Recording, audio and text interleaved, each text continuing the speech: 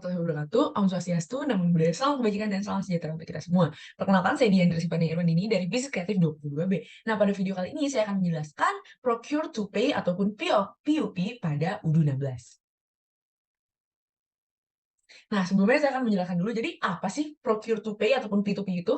Jadi, P2P merupakan proses pengadaan atau procurement atau sistem pembelian beserta pembayaran barang atau jasa dalam jumlah besar yang umumnya terjadi dalam suatu kegiatan usaha business to business. Nah, biasanya business to business ini merupakan sebuah jual beli yang terjadi pada bisnis A dengan bisnis B, jadi bukan perorangan.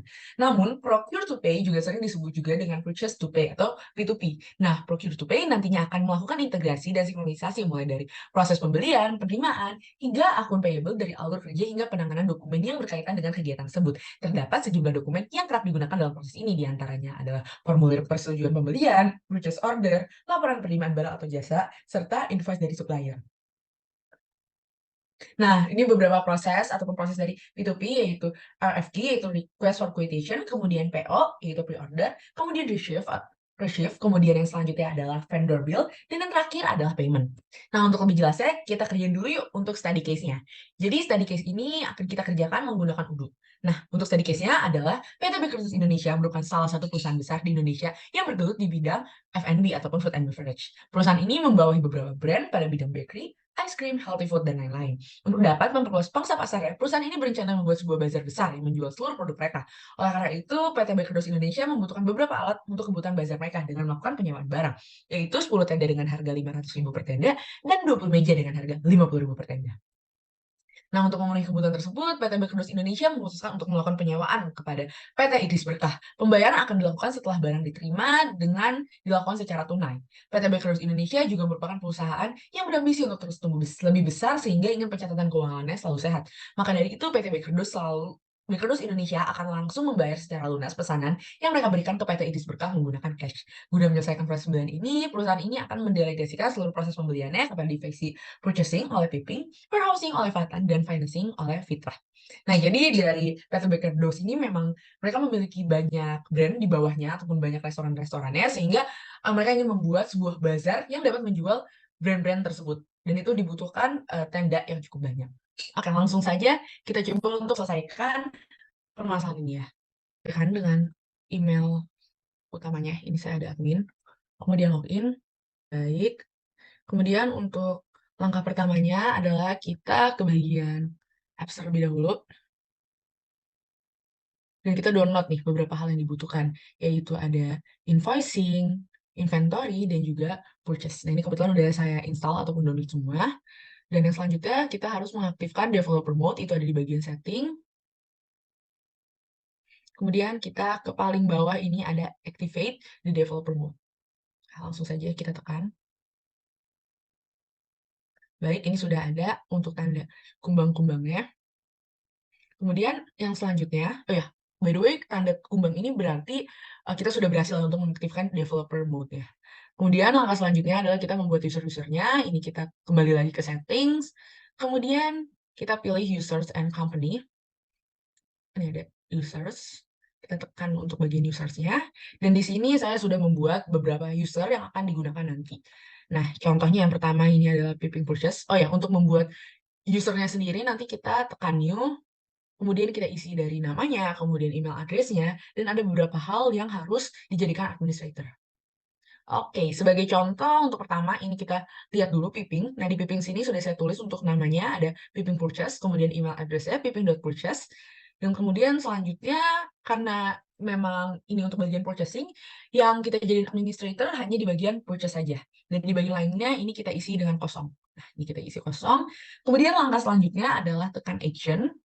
Kemudian tekan change password, agar nanti kita dapat login akun ini. Nah, misalnya ini saya tekan dulu untuk new password-nya, kemudian kita tekan change password. Nah, hal ini juga berlaku untuk user-user lainnya, seperti yang selanjutnya. Ini ada Fatan Warehouse. Kurang lebihnya sama untuk mengisi nama dan juga email address-nya. Akan tetapi yang membedakan adalah yang kita jadikan administrator adalah di bagian inventory. Kemudian yang terakhir untuk Fitra Finance, sama juga. Ini mengisi nama, email address, dan yang membedakan adalah di bagian invoicing di accounting yang kita jadikan administrator, atau lebih tepatnya billing administrator. Baik, setelah sudah kita membuat 3 user ini, langkah selanjutnya adalah kita, logout terlebih dahulu. Kemudian kita login dulu untuk bagian purchase-nya. Ini untuk langkah pertamanya ya. Kita login dulu vpingpurchase@gmail.com yang tadi sudah dibuat.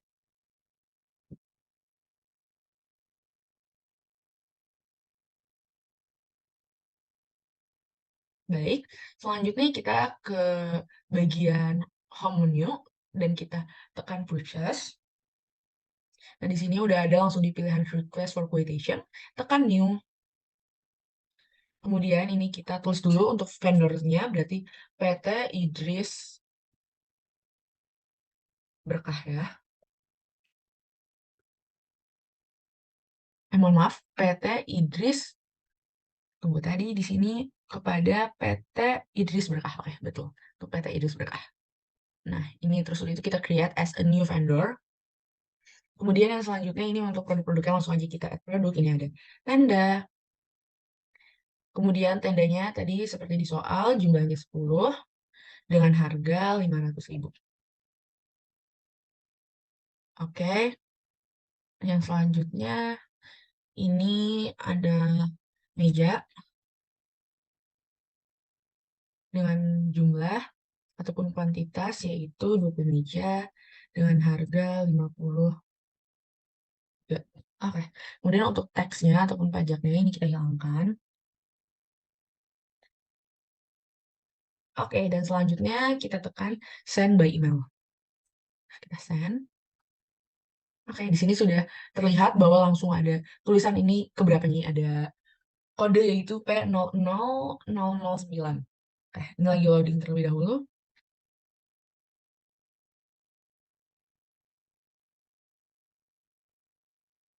Nah, oke, selanjutnya ini ada PT Idris Berkah. Kita lengkapin ya, karena mungkin ini merupakan vendor baru. Terus diisi misalnya sales director, kemudian emailnya misalnya PT Idris Berkah @gmail.com. Kemudian save and close. Baik, dan selanjutnya ini kita tekan dulu send. Ya, ini jadi di sini udah ada PDF-nya juga untuk pemesanan kita dan akan kita kirim ke vendor tersebut.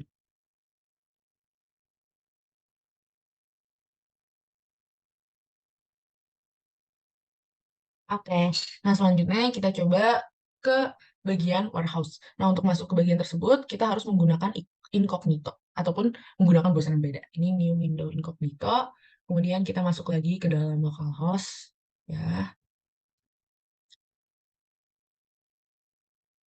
Kemudian masuk ke patan.warehouse@gmail.com.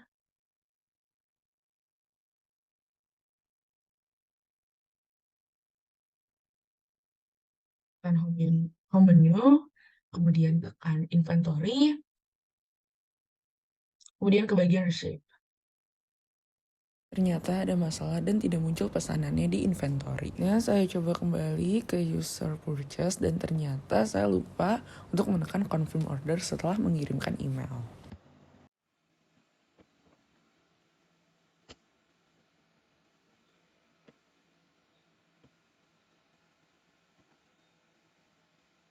Kemudian kita cek untuk statusnya, ini ready done artinya telah berhasil. Selanjutnya kembali ke user purchase, kemudian ke bagian menu, kemudian ke bagian purchase.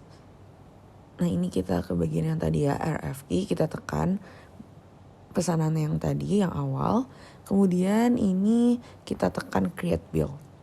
Nah, di sini kita sudah membuat billnya. Status this vendor bill has been created. Selanjutnya kita ke user Fitra Finance, kemudian ini kita ke bagian invoicing, kemudian kita ke bagian vendors dan bills. Nah, karena tadi billnya sudah dibuat, kita tekan confirm. Nah, di sini dapat lihat bahwa kita harus memvalidate dulu tanggalnya. Kemudian di sini ada bill date, ini masih kosong, harus kita isi dulu, tadi kesalahannya kita lupa. Nah kita isi misalnya hari ini, kemudian tekan confirm, kemudian register payment, create payment, dan pembayaran pun sudah berhasil. Terima kasih.